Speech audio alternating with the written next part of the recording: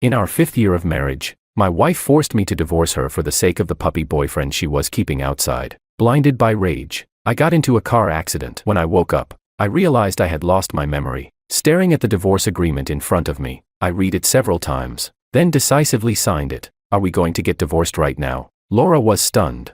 Chapter 1. Laura walked in while I was still spacing out. It had taken me 2 days in this hospital bed to come to terms with the fact that my wife was a billionaire CEO and had a puppy boyfriend outside our marriage. Looking at the noble and beautiful woman in front of me, I couldn't blame my past self for being so obsessed with her. She really was stunning. Laura narrowed her eyes at me suspiciously. You really lost your memory? I nodded. Didn't you have the doctor check me like a dozen times? Laura said coldly. Elias, you better not be playing games with me. I was speechless. Did she seriously think I was faking my amnesia? So, how much money are you planning to give me in the divorce settlement? Since I couldn't keep her, I might as well keep the money. Laura looked at me like I'd lost my mind. What did you just say? You agreed to the divorce?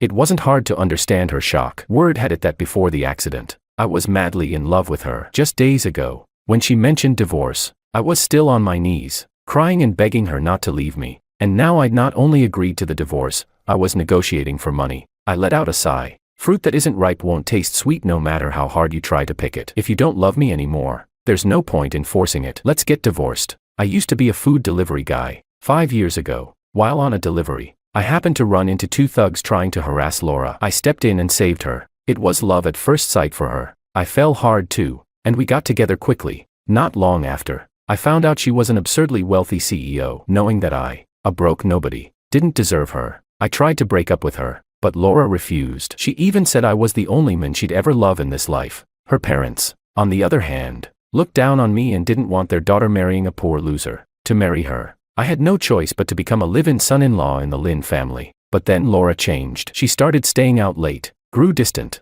and eventually demanded a divorce, all for the sake of her puppy boyfriend. And I continued loving her hopelessly, until the accident took my memories away. I clicked my tongue twice. If women could be trusted, pigs would climb trees. Laura eyed me suspiciously for a long while before finally pulling out the divorce papers. I opened the agreement and rubbed my eyes in disbelief, worried I'd misread a zero. Holy crap, 90 million.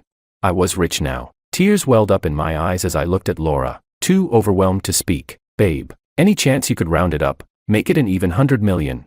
Laura was completely stunned, then frowned in annoyance. Seeing that, I gave up bargaining and cleared my throat awkwardly. It's fine. Really, this is a lucky number anyway. Worried she might change her mind, I quickly picked up the pen and signed my name at lightning speed. Are we going to the registry now?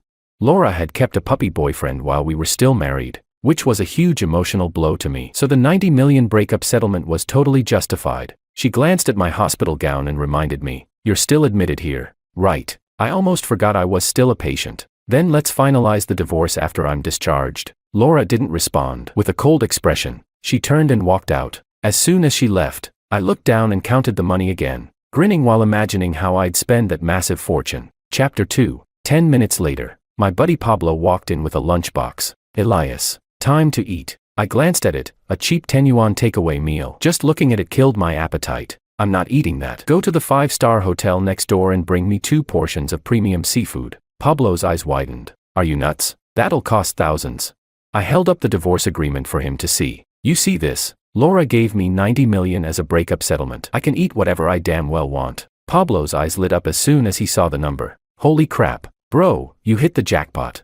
The Lin family was indeed wealthy, but as a live-in son-in-law, I'd always been treated like an outsider. Pablo knew all too well that I'd basically been living under someone else's roof all these years. He suddenly asked, you agreed to the divorce, don't you love Laura anymore?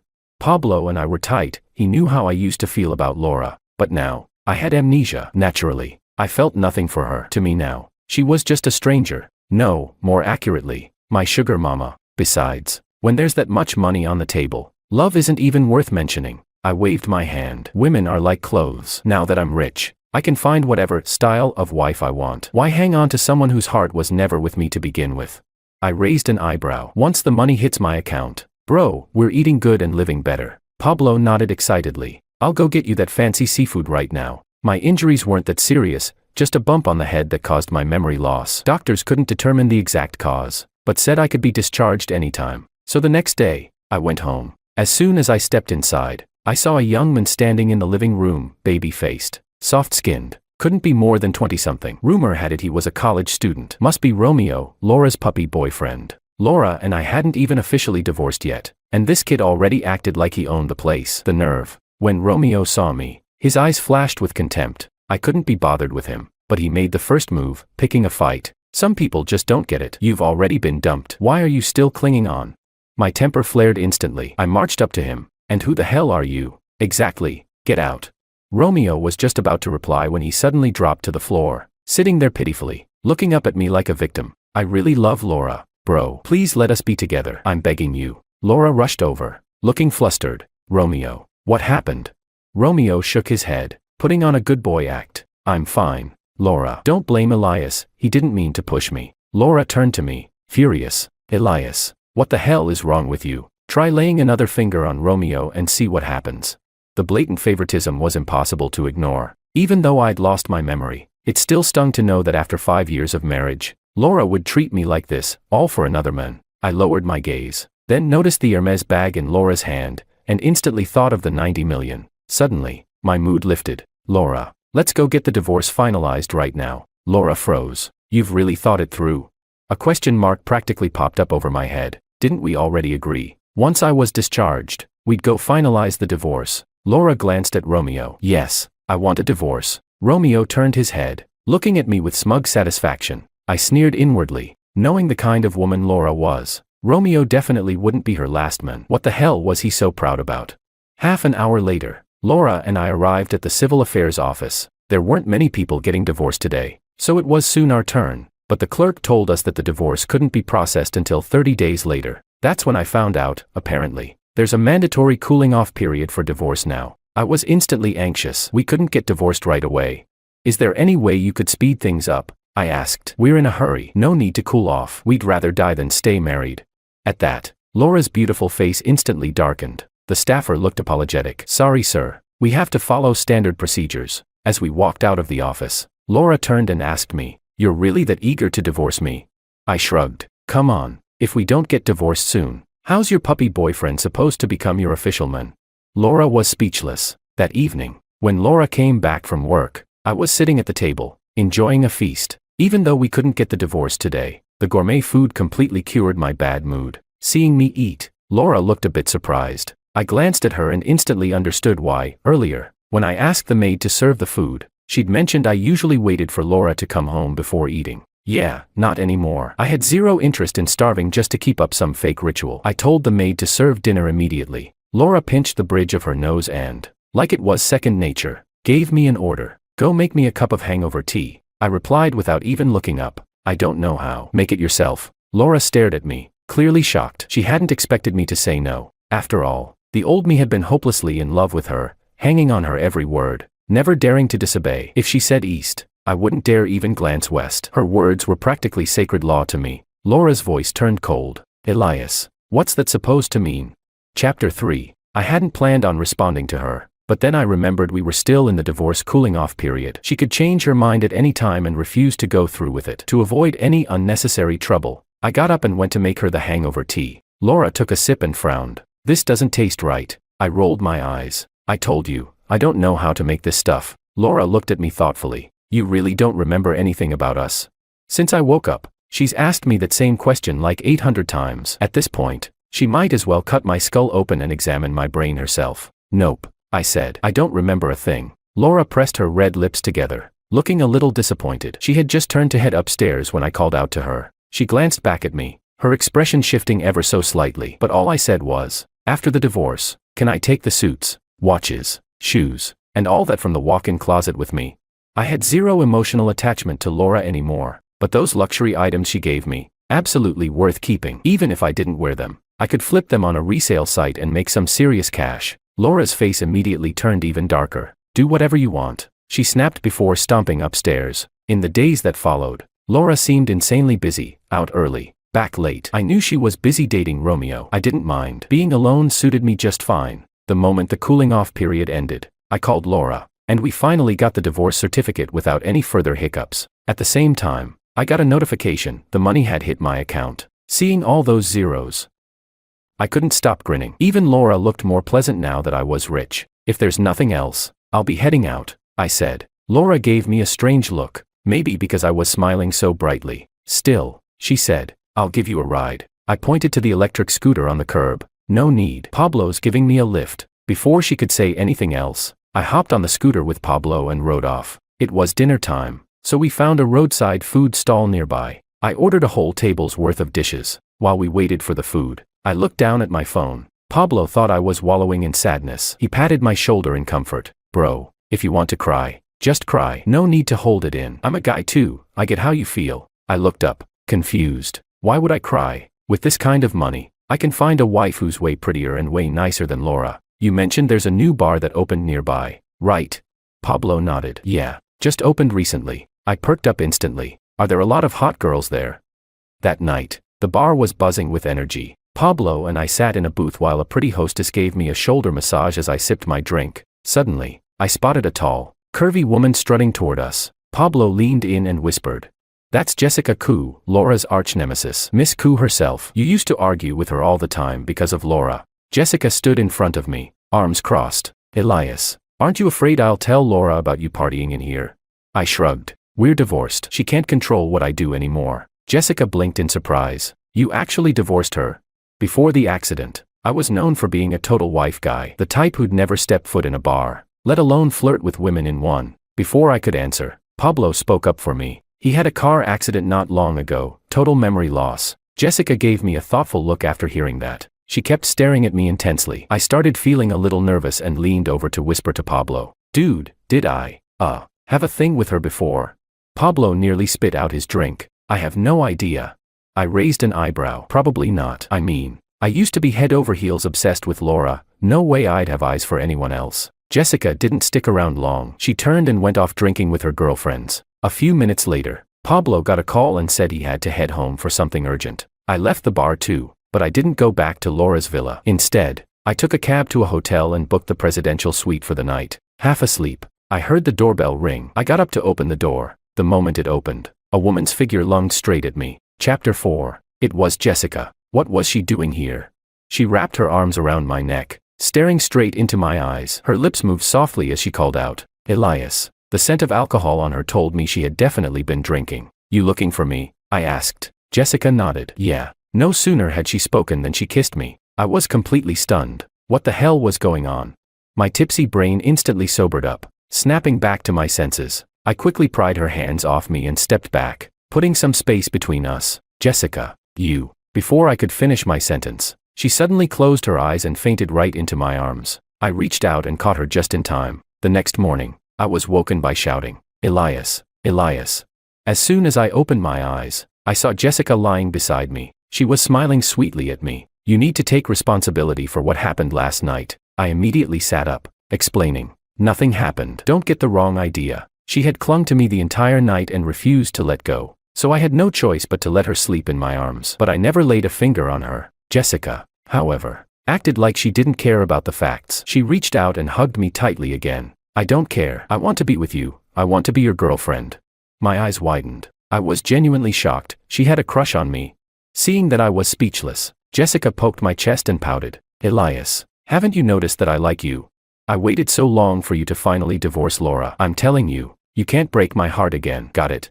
Jessica was definitely beautiful, and honestly, more pleasant than Laura, but this was only the second time I'd seen her. Things were moving a little too fast for me. I licked my lips. "I don't remember anything from before. You should at least give me some time to get used to things. Let's start as friends and see how it goes." "Okay."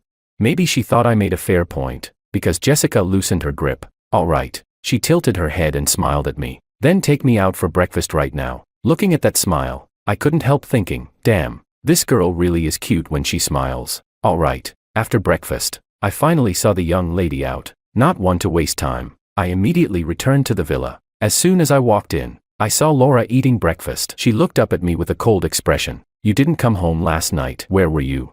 I replied casually, "Out with a friend." The money had already landed in my account, so I no longer had to watch her moods or walk on eggshells. I headed toward the stairs. "I'm going up to pack my things." "Elias." Laura stopped me. "You can keep staying here if you want. You don't have to move out." I looked at her, surprised. What was she playing at?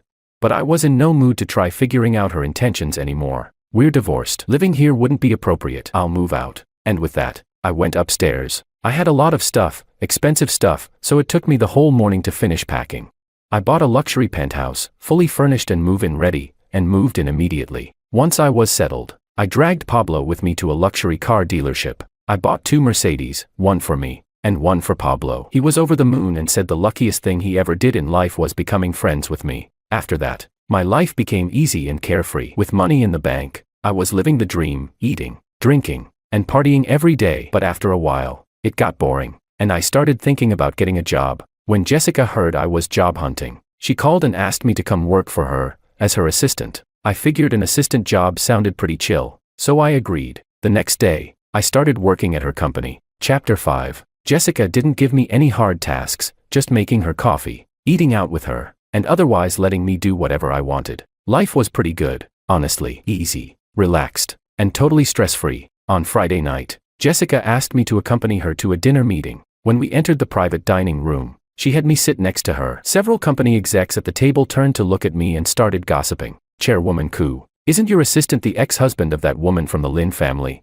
You've got it wrong, it's former husband. He got dumped by Laura, and now he's chasing after Chairwoman Koo like a little simp. No wonder he looked familiar. I heard he used to deliver takeout. They mocked and ridiculed me like it was sport. If it weren't for Jessica, I would have flipped the table and walked out. But the next second, Jessica stood up and slammed her wine glass onto the floor. She shouted, "Elias is my boyfriend now. You all better show him some damn respect, or I'll make sure you regret it." I didn't expect Jessica to stand up for me like that. I'd be lying if I said I wasn't moved. As soon as she said that, the table went dead silent. The execs looked at each other awkwardly before forcing smiles at me. "Elias, we were just joking around. Please don't take it seriously." I gave a faint smirk. The Koo Group was a top-tier company. They obviously wouldn't dare offend Jessica. I was just about to respond when I caught a glimpse of someone at the door. It was Laura. She didn't look happy. She must have overheard what was said. But honestly, I couldn't care less. An hour later, dinner ended. I helped Jessica out of the restaurant. "I told you not to drink so much. Now you can't even walk straight." She was practically leaning her whole body on me, giggling like a fool.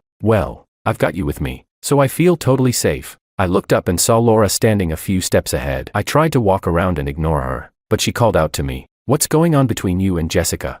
I was fed up with her. She was the one who cheated on me, made me the fool in the relationship, and now she's acting like I owe her an explanation. What a joke. "That's my personal business." Laura frowned. "Elias, you weren't like this before." I chuckled. "Miss Lin, have you forgotten? I have amnesia. I don't remember a damn thing about the past." With that, I walked away with Jessica. The next morning, when Jessica woke up, I was in the kitchen making porridge. I glanced back at her. "It's just about ready." She gave me a kiss. "I'll go brush my teeth and wash my face." Then, after she left, I touched the spot where she kissed me. My face felt a little hot. A few minutes later, the doorbell rang. I went to open it, and saw Laura standing outside, holding breakfast. She smiled and held it out to me. "Elias, I bought your favorite, meat buns. Let's eat together." I looked at her coolly. "I don't like meat buns." Laura didn't believe it. "That's impossible. You used to buy them all the time." I replied lazily. "Maybe it was you who liked them. That's why I bought them." Her smile stiffened. I'd hit the nail on the head. Even if I didn't remember the past, I could still tell Laura didn't marry me out of love. It was just a fling, a novelty. Girls like her, rich and spoiled, had probably never seen someone as broke as me. I was just a phase, and once the excitement wore off, so did her interest. Chapter 6. Elias, are you still bothered about Romeo? Don't worry, I've already broken up with him. There's nothing to be bothered about. You can be with whoever you want. It's none of my business. I don't believe you. Laura stared at me. Elias, you love me. You're just like this now because you lost your memory and forgot our past. I let out a cold laugh. What past? The one where you cheated on me and kept a puppy boyfriend while I kept forgiving you, hoping you'd come back.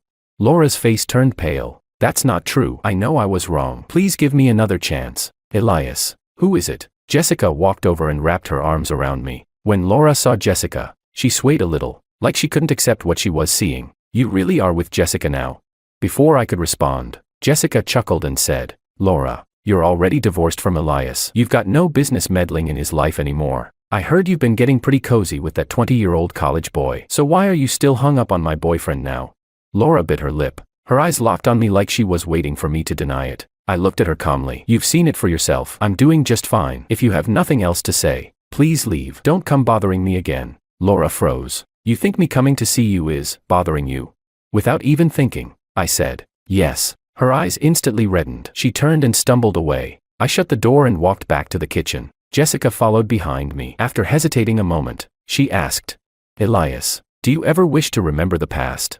I was stirring the porridge and didn't look at her, just shook my head. No, I'm perfectly satisfied with how things are now. Forgetting Laura and sealing away that failed marriage, honestly, it's been a blessing. Sometimes, you've got to learn to let go of yourself if you want to be happy. Jessica breathed a sigh of relief. I got along really well with Jessica. I enjoyed cooking, and after work, I'd go buy groceries and make meals for her. Because of that, she even moved into my place to enjoy the food fresh from the kitchen. I couldn't help but tease her. Aren't you afraid of the gossip? A single girl moving in with a guy. Jessica didn't care in the slightest. What's there to be afraid of? I don't live for other people's opinions.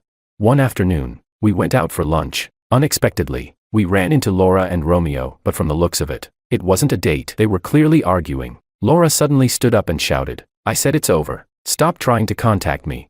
Romeo stood up too and grabbed her hand. Laura, I don't agree to breaking up. If there's something about me you don't like, just say it, I'll change. Okay.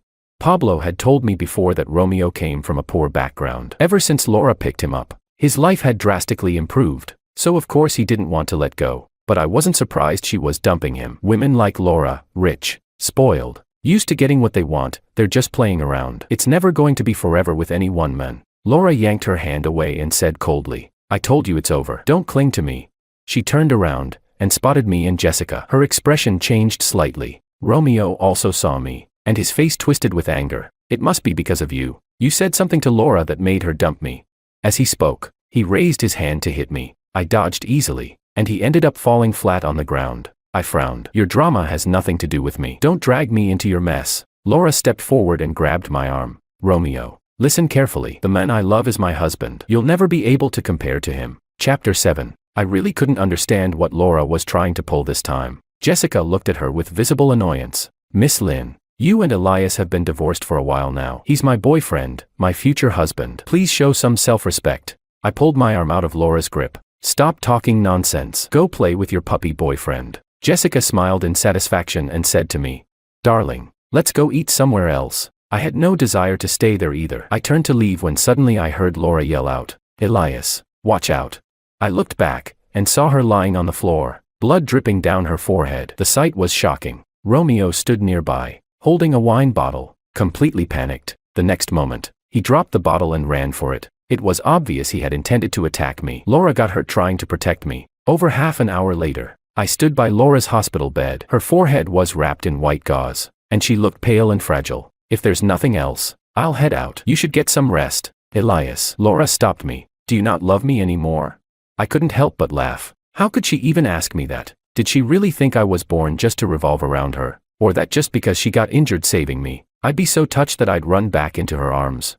What a joke. Laura, the moment you betrayed me, we were done. I never believed she truly loved me. It was all possessiveness. She just couldn't stand that I might love someone else. Laura began to cry. Elias, if you hadn't had that car accident, if you hadn't lost your memory, you wouldn't be like this now. No matter how badly I treated you before, you never would have left me. It was the first time I'd seen her cry. She was truly upset this time. Amnesia or not, the result would have been the same. I was never going to stand in place forever, waiting for you. She burst into louder sobs. Watching her cry just irritated me. I know clearly that whatever we had is over. Even if I get my memory back one day, I'll never regret the choice I made today. Leaving the hospital room, I saw Jessica sitting quietly on a bench. I walked over, and she lifted her head. Is Laura okay?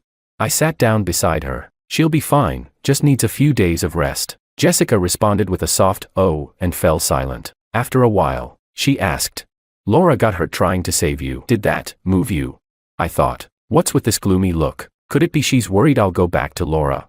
No. If she hadn't been messing around with Romeo in the first place, none of this would have happened. I took Jessica's hand. Don't overthink things. I'm not the kind of guy who eats where he's already thrown away the food. Jessica gave a little smile. Well then, I'm relieved. I raised an eyebrow. I thought Laura would finally give up and stop bothering me, but I was wrong. That evening, Jessica and I were walking out of the office when, from a distance, we spotted her. Laura was standing there, holding a bouquet of roses. She looked straight at me. Elias, you were the one who proposed to me back then. Now it's my turn. Will you marry me again? She held up a delicate gift box with a dazzling ring inside. A crowd had gathered, some were Coup Group employees. Laura continued. Elias, I really do love you. I wouldn't have been with you otherwise. Everything that happened before. I was confused. I lost my mind. But now I'm clear, Ed. I just want to be with you. I want to prove to everyone that my love for you is real. Chapter 8. I knew exactly what Laura was trying to do. This whole spectacle was meant to pressure me into remarrying her. Jessica, clearly upset, let go of my hand in frustration. I looked at Laura, and under her hopeful gaze, I suddenly pulled Jessica into my arms and kissed her. Jessica froze. It took her quite a while to react. The bouquet and ring in Laura's hands fell to the ground, and her expression was one of pure disbelief. I finally let go of Jessica and said gently, "Silly girl, you're the one I love. No more getting jealous, okay?"